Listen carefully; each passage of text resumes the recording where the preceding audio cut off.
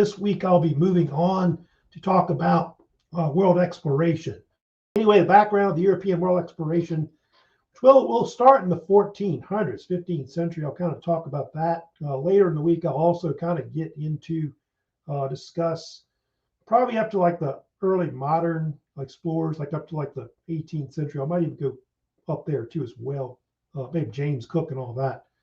So I'll kind of get into modern exploration, how it kind of started throughout the world. We'll kind of more heavily talk about, of course, the New World, which is really one of the main things, of course, discovered 15th, 16th centuries. I'm going to talk a little bit first about the background, of course, of exploration. As you can see here, exploration mostly took place between the 15th and 18th centuries. You can see those are all the major powers that were involved in exploration.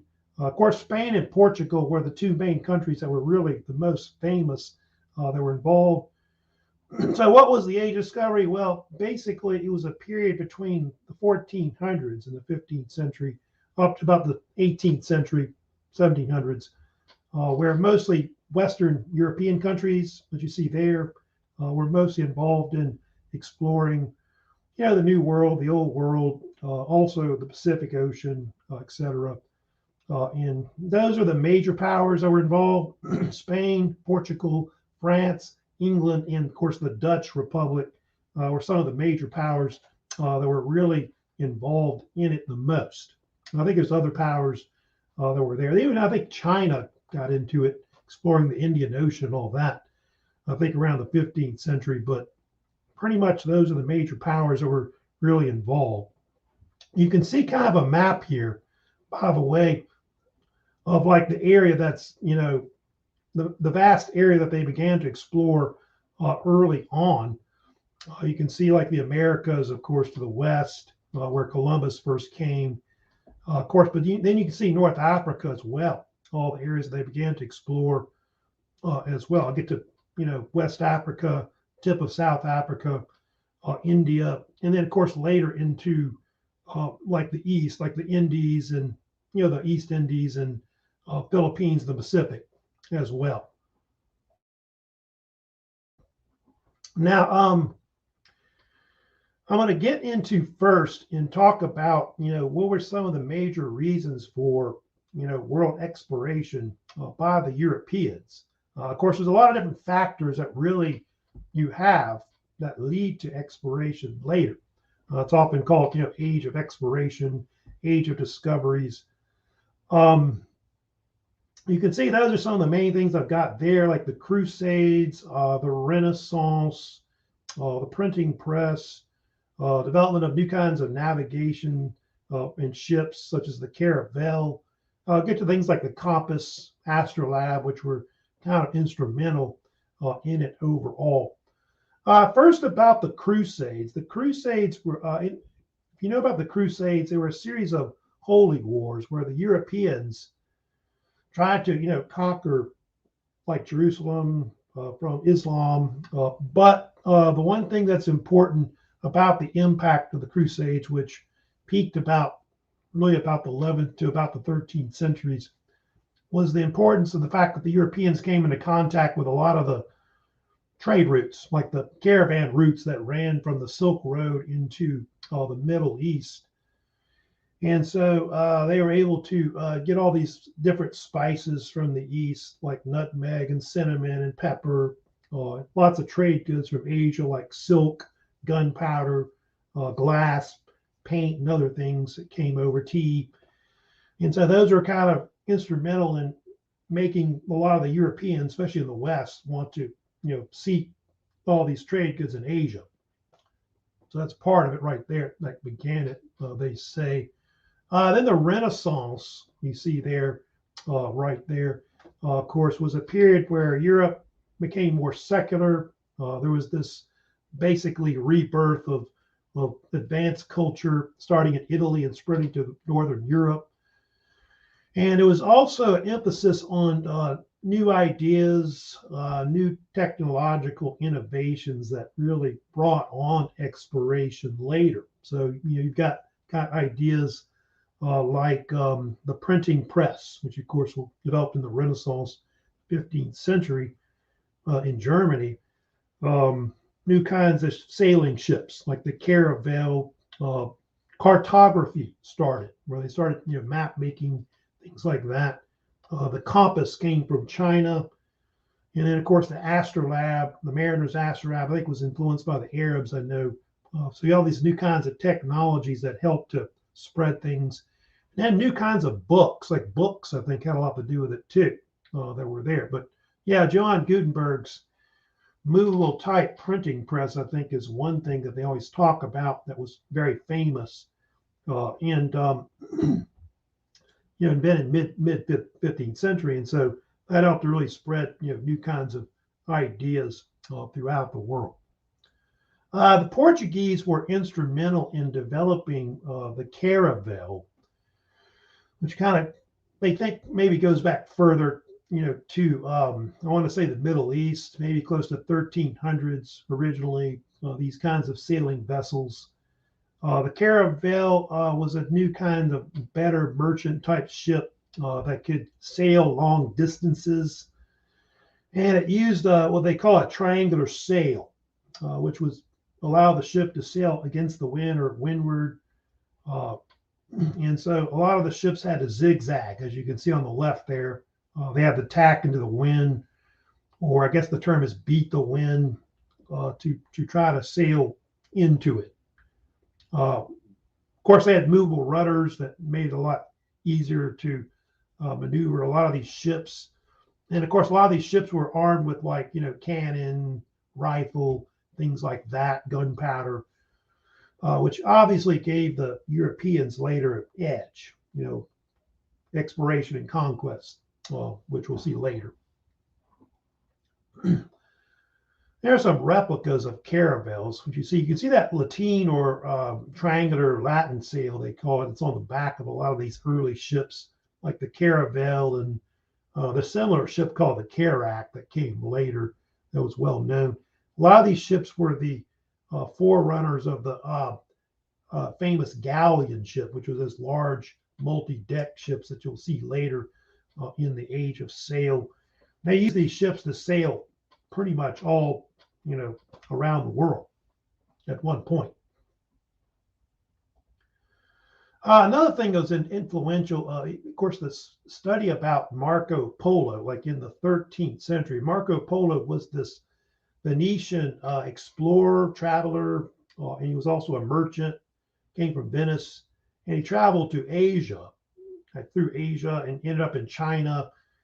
And Marco Polo ended up with if you know about this, the court of Emperor Kublai Khan. He was like a minister under him at one point. Later came back to Italy.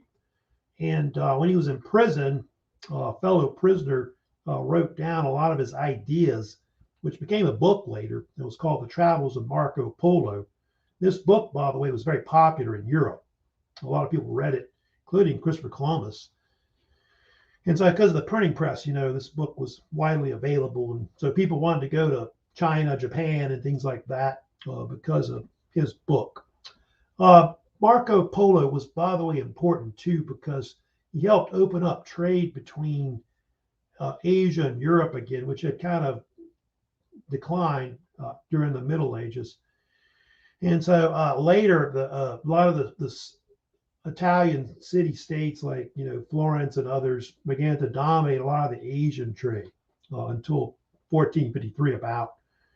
And so that's kind of important in them being kind of like the middleman between a lot of the trade by the Silk Road going west. They also talk about this writer named Claudius Ptolemy, who was like an astronomer. He was also a scientist. He was like a geographer, and he wrote one of the first books on, I guess, geography in ancient times that had that same name, Geography, published about the 2nd century. And anyway, Claudius Ptolemy actually published at the time was one of the first world maps, which, back then, most people only knew about pretty much Europe, North Africa, part of Asia. You can see there he had this huge ocean that he put to the east, which I guess is supposed to be the Indian Ocean or something like that.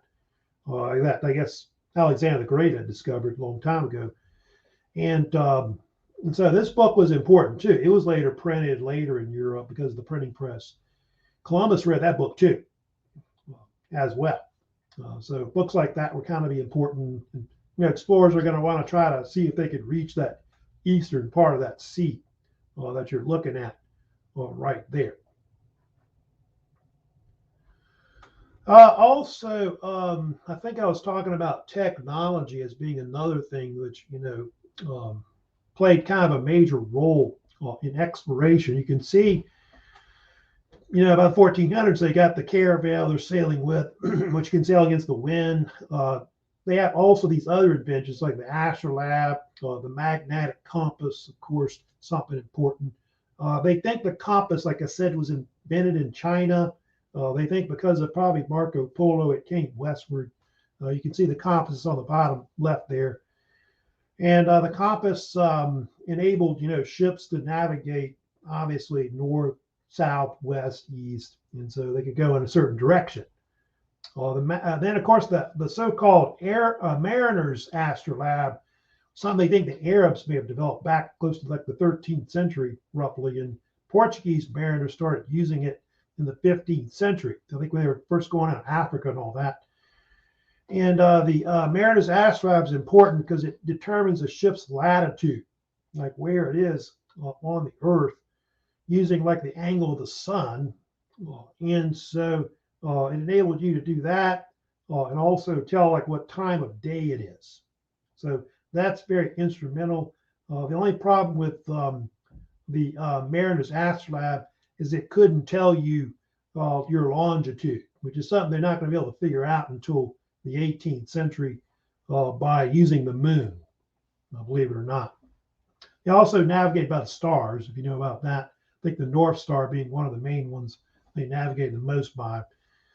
Then, of course, you have the so-called Portolan charts. Portolan charts were these Italian maps they started using in the late Middle Ages, like I think late Renaissance. Italy is when they first developed them overall. And the Portolan charts are basically maps of all the major ports where, pretty much in the old world, in Europe and Africa, etc. And if you look at that map there, you can see how most of that map, which I think is probably a 15th century map, roughly at the time, shows basically all the major areas of North Africa. You can see Europe above North Africa. I guess that's the Baltic Sea at the top, and then to the west of the Baltic Sea, you can see, of course, Britain, like England, Scotland, Wales, and Ireland right there, I guess. I think you can even see to the far right, you can even see like the Nile River down there with the Red Sea. I guess it's supposed to be the Red Sea down there. I guess it's red. So yeah, at that time, they're starting to map the world like around the 15th century and all that. Now, another thing they talk about too, which is interesting, the one thing that was big was in 1453, the city of Constantinople, which for a long time had been like a capital of the Byzantine Empire, the Eastern Roman Empire, which was what's left of it, fell to the Ottoman Empire, the Turks. They conquered it in May of 1543. That's important because it helped to close the Silk Road, because after that, the Turks kind of controlled pretty much all the trade between East and West. And so the Italians no longer controlled it anymore. That became a big thing. And so these commodities from Asia became real expensive and all that. And what it's going to do is it's going to force a lot of the Western powers like Spain, Portugal, and all these other countries that are in Europe, Western Europe, to try to seek, routes to get to Asia. And so one of the main things they're going to do is by sea. Eventually, it's what they're going to end up doing, of course, in the end. So those are all things that were influences early on that really caused exploration. I think that one in the end, 1453, may have been the one that really caused it more than anything overall. Yeah, we were talking about, you know, the technology of the Europeans. You know, they not just all these advanced naval type ships like caravels, carracks, whatever they had, but yeah, gunpowders. You know, guns and steel, disease. You know, those are kind of things that they have that kind of gives them an edge. Especially the disease thing, I think, was something that they had that they didn't even know was kind of an edge. And of course, it would decimate a lot of the indigenous people, especially in the New World, which would help them be, you know, easily to conquer later on.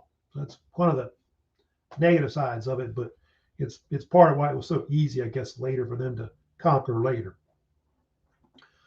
Now I'm going to move on, of course, next to talk about the Portuguese. We get into them today and discuss you know, the exploration, because the Portuguese are really the ones that start, you know, modern exploration. I mean, you did have like the Vikings, supposedly like close to 1000 AD, you know, discovering part of what they think is Canada, North America, you know, about, you know, like I said, 1000 some years ago, roughly. But really, it's the Portuguese that start all the exploration at the time.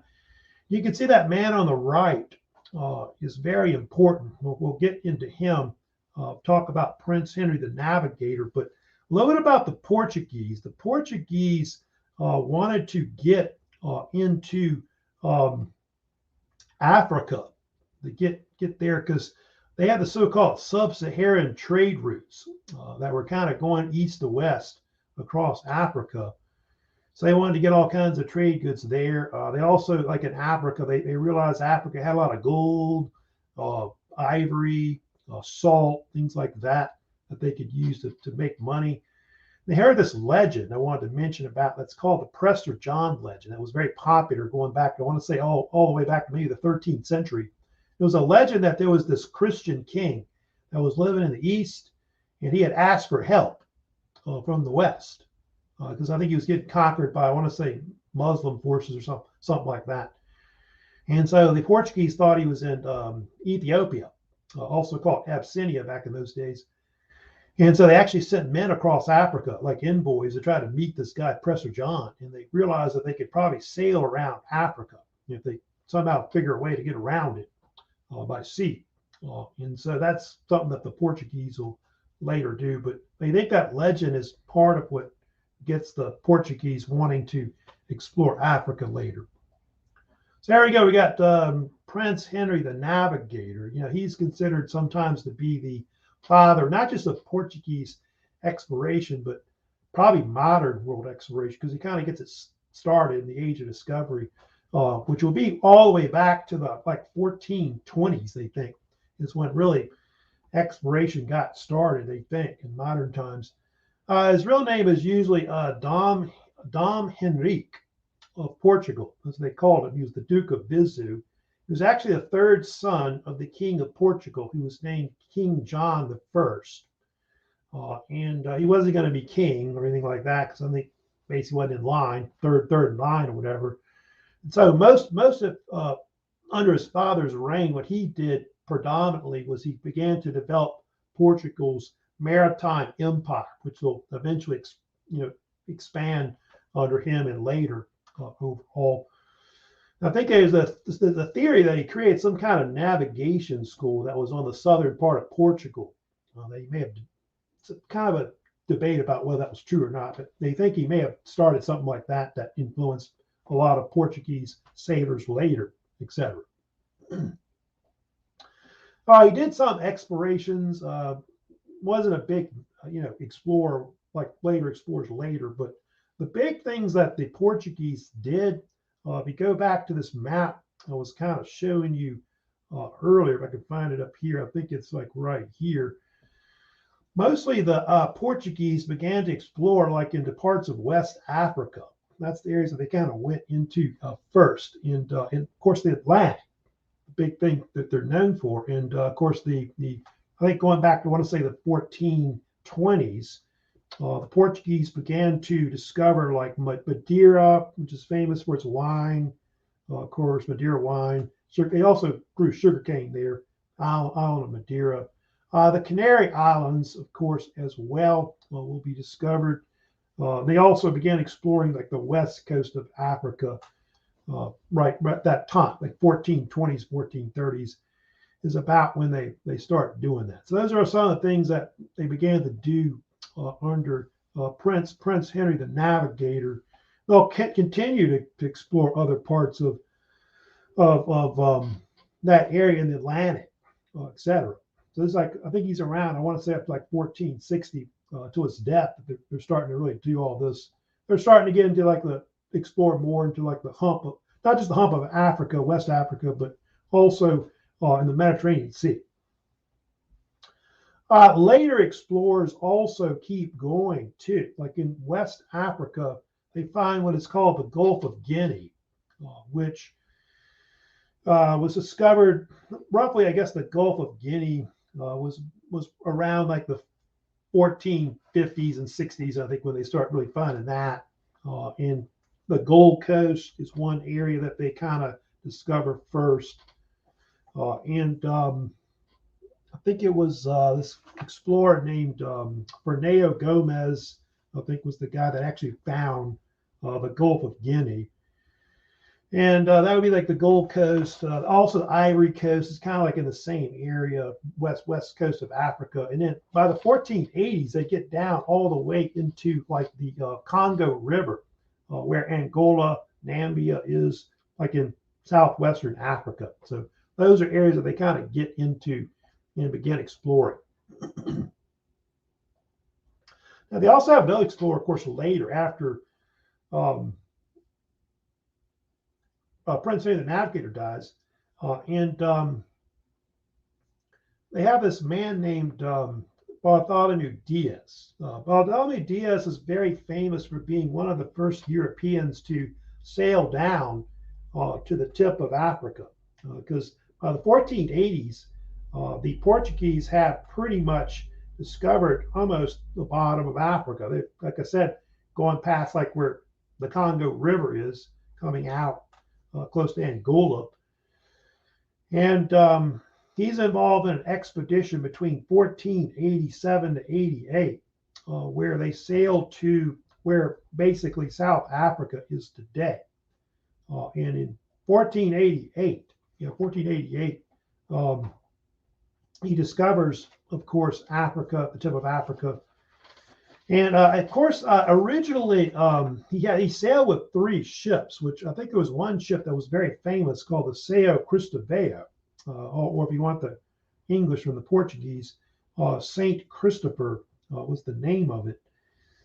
And he actually was going to call it the Cape of Storms, like the cape that's on the bottom of South Africa today. I think I forget the Portuguese variation of it, but it's what the Portuguese name for is. But the King John II realized that was kind of a name, Cape of Storms, would be kind of like a name that might scare off sailors, and so they decided to call it the Cape of Good Hope. Is the name that they later called it. I think they call it Cabo das Tormentas. I think that was the original Cape of Storms, and then Cabo da Boa Esperança became, of course, the Portuguese version, if you want it, of that. So anyway, so yeah, that's where the name came from originally, of course. And so at that point, they realized, like King John realized, that this is a good sign that they could then sail around Africa and then get to what is basically, they think, Asia or India. Because I think the Europeans called Asia or India the Indies at the time. Then another great explorer, probably one of the most famous really for the Portuguese, is Vasco da Gama, who, what he's famous for, his expedition, which is about 10 years later, 1497 to 98, he's known for his first European exploration that will sail around Africa to reach India or Asia. So that was a more extensive expedition by Vasco da Gama, which I think the original expedition had like 4 ships. It took about 10 months, but he would eventually reach, I think it's Calicut, I want to say is where he sails up to India, May of 1498. And so that expedition is the first European one to reach basically Asia. And by the way, da Gama is pretty important. He's considered to be one of the greatest explorers for Portugal. I think he's like I guess the Columbus of the Portuguese explorers. He had like 3 expeditions at one point where he sailed to India. And I think later I want to say 1524, he was made viceroy of India. So one of their greatest, explorers overall. And so what's going to happen is the Portuguese are going to use this to catapult and create their maritime empire, which is going to stretch from eventually Brazil to Africa and in parts of Asia and the Pacific. And later they'll even control. They'll take Malacca, which is like, if you know about Malacca, where Singapore is and all that, in Indonesia. They'll take the so-called Malacca Strait that's there that kind of controls a lot of the trade between, I guess, China and India. They'll find the Spice Islands or Molucca Islands, which is where a lot of the spices are coming from, like cinnamon and nutmeg. They'll get into parts of China, Japan, and so Portuguese are some of the first explorers that really start to create more of a maritime empire. It's one of the first like that in modern times that you actually have. The Dutch, though, will take control a lot of Indonesia later, which will be really not in the 16th but 17th century. They also had Pedro Alvarez Cabral. He was another famous explorer. That came kind of right on the heels of Vasco da Gama. In fact, they kind of knew each other, da Gama and Cabral. And I think the king of Portugal was kind of worried about what happened to da Gama's expedition. So he sent him after. But Cabral, if you know about it, kind of sailed off course and found Brazil, which he claimed for the Portuguese, which later, part of the whole Portuguese Empire later. And so that's why today, in Brazil, most people speak, Portuguese, because that becomes part of their empire, later. So Portugal's in, like I said, they're in South America, they're in Africa, and they're, of course, in part of Asia later. So they have a vast empire that'll, of course, spread. Of course, so yeah, you can see here in this map the voyages, of all this. So you see da Gama going around, Africa, and then later on I'll get to Magellan's voyage. Magellan was a Portuguese explorer too, but he sailed for the Spanish, which is a little later in the 1519 to 1520s is when that takes place, of course. So I'll get to that later, not now today, but probably later in a lecture later in the week. Now I want to get into, of course, and talk about Christopher Columbus. Of course, one of the most famous explorers, of course, the early part of the age of discovery. Of course, famous for his expeditions, like 4 expeditions to the New World between 1492 to 1504. He is one of the first, of course, Europeans in modern times to discover America. This is since the Vikings who had kind of already discovered it before and all that. As you saw in the video, Columbus was Italian. He was Italian background from Genoa, Italy, and had been involved in like a lot of early expeditions. I think exploring with I think he was first with like the Portuguese originally, and then sailed with the Spanish over time. And Columbus, of course, his expeditions, especially his first one, is going to be really famous. The first voyage of Columbus between 1492 to 1493. But like I said, he did have 4 expeditions at one point that he sailed with the Spanish, which at the time wasn't really called the Spanish Empire or Kingdom of Spain. That's something that'll, of course, come about later overall. But they did have these rulers of Spain at the time, which, of course, the video kind of talked about. Queen Isabella of Castile, and, of course, her husband, which was King Ferdinand II of Aragon. They were the 2 main monarchs that would make up what would be later the Spanish Empire, of course, or the Kingdom of Spain as they call it. I think I've got a map showing you, I thought, that right there. But you can see that those are the two main kingdoms. They had other states that they kind of added on to it later, minus Portugal. But Castile was the larger one of the states and was the most profitable, the one that pretty much backed the voyage of Columbus. So really, it was Queen Isabella was the one that really put up the money for Columbus's voyage. But Columbus,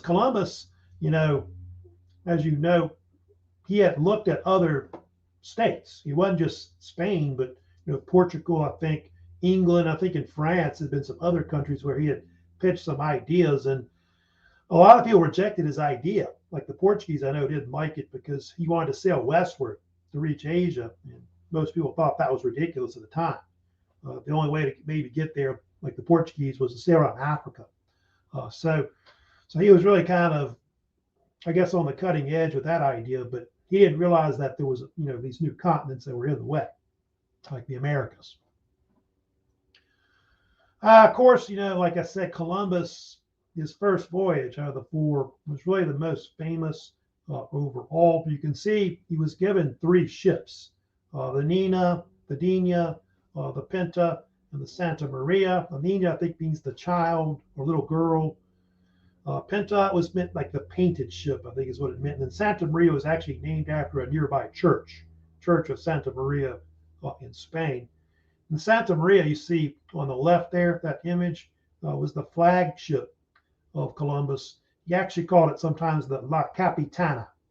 And a lot of his ships were captained by these men that were called the Pinzon brothers, you may have heard of, which I think there were like 3 of them or something like that, which were Martin, Vincent, and Francisco. They think they're the ones that really found America, the Pinzon brothers, and not him. I think there's an image showing like the replicas that they've built over the years, like the Nina and the Pinta, which are right there. But the other ship, which is the Santa Maria, is not a caravel. It's actually what they call a, I think they either call it a carack or it's called a nea, or nea, I think is what they call it, which is a type of larger type caravel. I think an average caravel could be like 60, 70 foot in length. But carracks are a little longer, like 80 to 100 feet. And average caravel could hold probably about 20, 30 sailors. And then a carack was probably closer to like 50, 60 range in crew. Total amount of men that went on the first voyage was like around 90 or more. I think it might have been 94 to be exact. And Columbus had a lot of difficulty trying to find people to go on the first voyage. In fact, I think on the second voyage, 1,200 men went, to kind of give you an idea of the difference between the first and the second voyage of Columbus. Like I think it was 1,200, 1,200 men with about 17 ships on the second voyage to kind of give you an idea. Of course, the expedition left on August 3rd. You can see 1492 from Palos, Spain. I think I've got kind of a map showing you the actual expedition itself, which you can see they left Spain and then sailed kind of a southwesterly course, stopping off at the Canary Islands for some repairs to his ship. And then from there, it took about 5 weeks for him to cross the Atlantic Ocean, which I think at one point they say they sailed through the central Atlantic between like where the Bermuda is in the Bahamas, which is sometimes called the Sargasso Sea, or I think they call it the Seaweed Sea or something like that. So that's the Bermuda Triangle area, if you know about that, where he sailed through. It's kind of famous now. Eventually he reached, you can see, the Bahamas. October 12th, of course, is the famous date where Columbus supposedly discovers part of the New World. The island that he would land on that they talked about in the video was an island which was called different names. The Spanish would call it San Salvador, which different translations of it, but it means either Holy Savior or Christ the Savior. Basically, it's what it means in Spanish. There's been other names too. They've called it too over the years. I know later in the 17th century, a British pirate named John Watling used it for his pirate operations in that region at the time.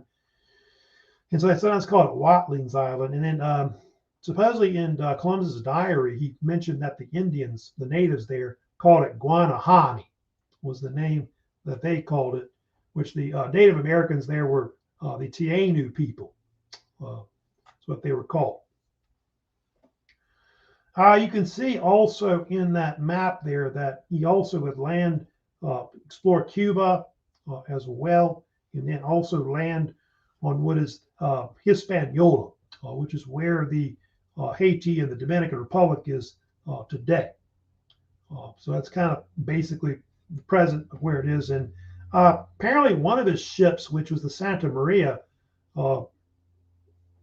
shipwrecked off the northern coast of Haiti. And so he actually built a colony there, which was called, by the way, by the Spanish, it was called La Navidad because it was around Christmas time. And so he built a fort out of the actual ship of the Santa Maria and went back to Spain in 1493. I think when he came back on the second voyage, he discovered that all the men that he'd left there with the fort, they'd all been wiped out by Native Americans. So they got killed, is what happened to him. There's other expeditions later that Columbus, of course, would have. Of course, there's kind of a list of different things that Columbus was known for discovering. Of course, on his second voyage, he would begin to explore the Caribbean Sea, which is one of the main things he would explore a lot the most. You know about that. He also explored the northern bays of Venezuela, like on his third voyage. And then on the fourth voyage of Columbus, he explored the east coast of Central America, like from, I think, Nicaragua down to like Costa Rica. He explored those areas as well. But Columbus pretty much discovered all the major islands that are in pretty much the Caribbean.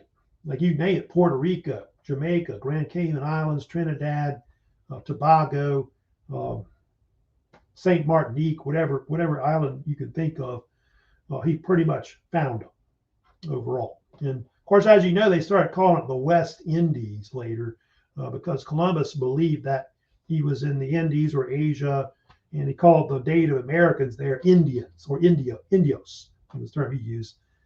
So the name stuck basically for the Indians. So I'll get to it later. Yeah, that's one of the first meetings really between the Europeans and the Native Americans in modern time. It's going to have devastating effects. They discussed that in the video, how disease is kind of introduced into a lot of these peoples there, the Taino people.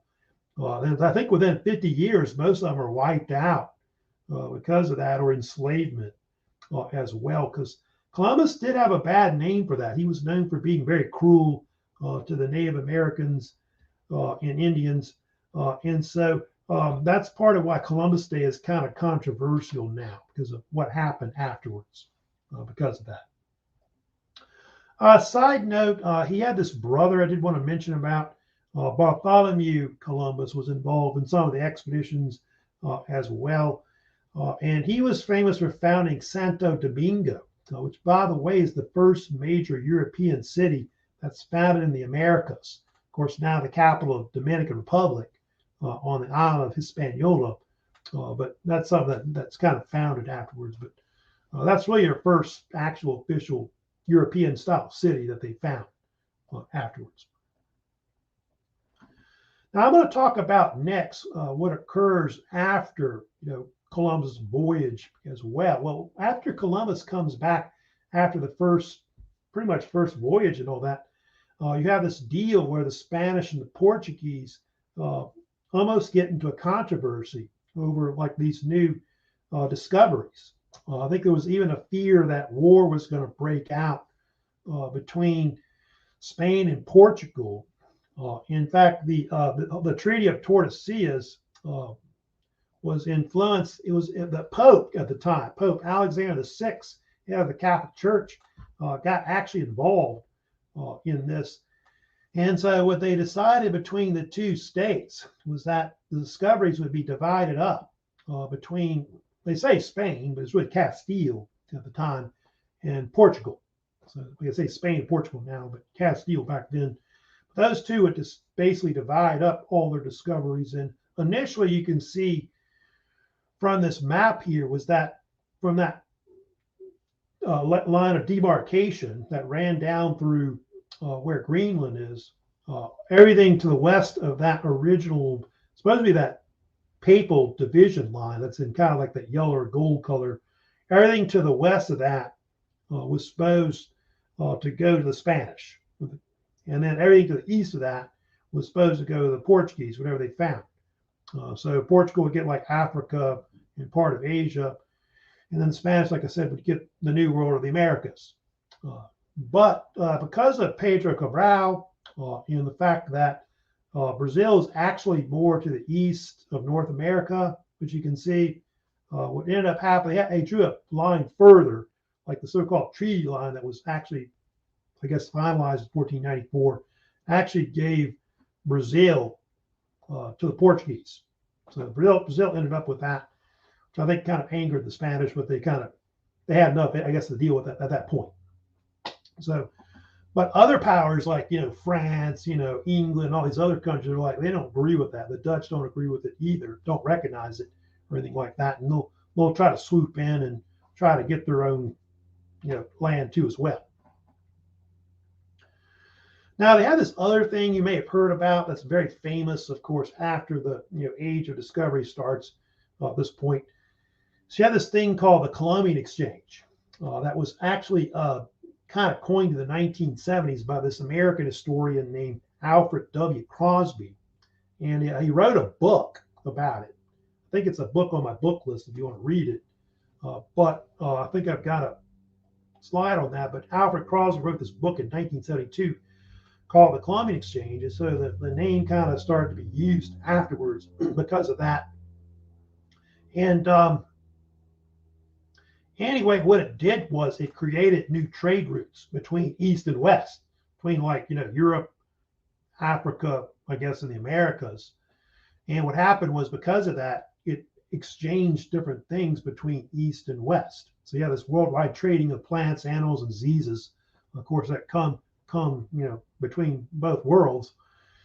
And the interaction has a lot of positive and negative consequences, which it will. On down the line.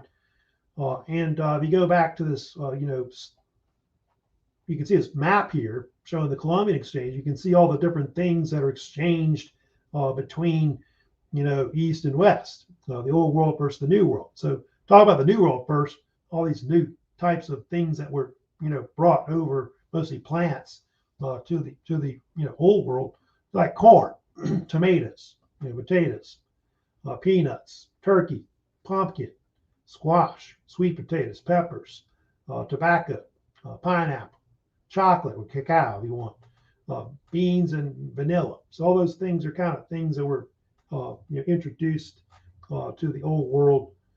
Think about it today. You wouldn't be able to have a lot of these things. Today, like if you popcorn at the movie theater, right? We wouldn't be able to eat that. Tomato sauce on your pizza, no French fries at McDonald's, no peanuts in your M&M. No turkey for Thanksgiving, no pumpkins for Halloween, things like that. You wouldn't be able to smoke cigarettes, right? Cigars, no chocolate, no candy, chocolate, things like that. Vanilla, stuff like that. So anyway, pineapples came from pretty much, they say the New World originally. Then, of course, the Old World's got all kinds of things. Honeybees, sugar cane, bananas, grapes, citrus fruits, onion, olives, turnips, coffee, peaches, pears, fruits, basically oranges, things like that, pretty much came from the old world. All kinds of grain, all the grains that they pretty much grow, in the New World today are all from the old world. Wheat, rice, barley, oats, whatever. Livestock. So there were no horses there in the New World, no pigs, no sheep, cows, cattle, whatever. None of that was in, they didn't have any of that in the New World. Then you can see all the diseases that were like in pretty much the old world that were introduced in the New World. So that's why that things were so devastating for the Native American cultures. smallpox, influenza, typhus, measles, malaria, diphtheria, whooping cough. I think measles and smallpox were the worst too. They had the most damaging effect on the Native American cultures overall. They say wiping out maybe 90% of the actual Native Americans was through disease. I think the only thing they say disease-wise that may have come from the New World is syphilis. Yes, an STI, I guess. Interesting about that. Like I said, it's later, not now, but they'll have this triangular trade route that's going to probably develop, I think, by the 17th, 18th centuries when it really starts going. There'll be this trade route that'll kind of form between Europe, Africa, and of course the New World. Of course, the African slave trade is one of the things that is spawned from it. Like the Portuguese and others start the slave trade in Africa, bringing slaves to the New World. We'll talk about that later. It's because all the Indians died, and so Indians are not good at being slaves, and so they bring in Africans as a substitute. I think it's something like, I forget the number that were actually brought over from Africa at one point, but 12 to 13 million Africans were forced into slavery in the New World. I think 2 or 3 million died on the way across, like across the Atlantic in the so-called Middle Passage between Africa and the Americas. And most Africans, by the way, ended up either in South America, like Brazil, or the Caribbean. That's the majority. So anyway, kind of talking about the so-called Columbian exchange, which is now kind of famous in all of that today. Now I'm going to get into, I got a few minutes left. I'm going to talk about also what happens. I'm going to talk about Amerigo Vespucci, a few things about him, and that's probably it for today. We'll talk about him. He, of course, is very famous also at the beginning of the Age of Discovery. He was Italian too, just like Christopher Columbus. Kind of had more of an impact later on kind of how people view, I guess, the New World and all that, because Columbus really thought that he was close to Asia. He called it the Indies and all that. But Amerigo Vespucci was one of the first to really start to figure out that basically that Columbus didn't find Asia. He's not really exploring Asia. He's basically discovering these new continents that are the Americas, the New World, as he would call it, of course. And if you got this map right here, you can see that he was involved in 2 expeditions. Amerigo Vespucci as an explorer. First he sailed for Spain originally, 1499 to 1500, exploring part of like the northern coast of South America, like close where Venezuela is, and then also into the Caribbean as well.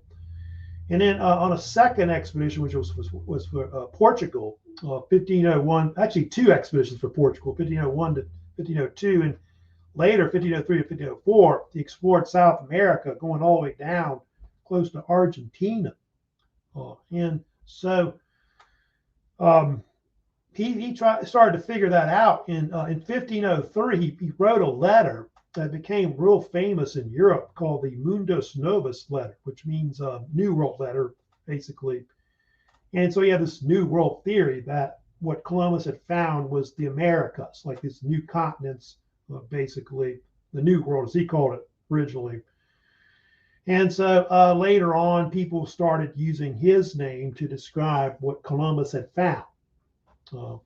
North and South America, or the Americas, if you want for short.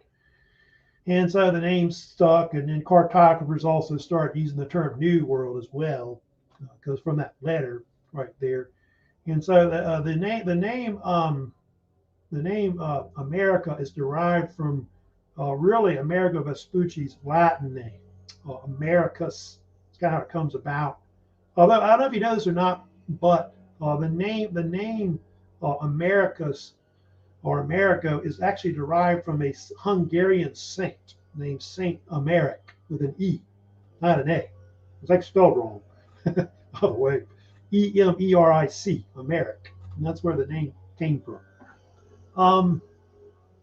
So yeah, you get this deal where eventually you have map makers that come out. Like one of the first that's kind of really important is Abraham Ortelius, 1570, makes one of the first world maps at that time in the late 16th century, the Dutch Republic.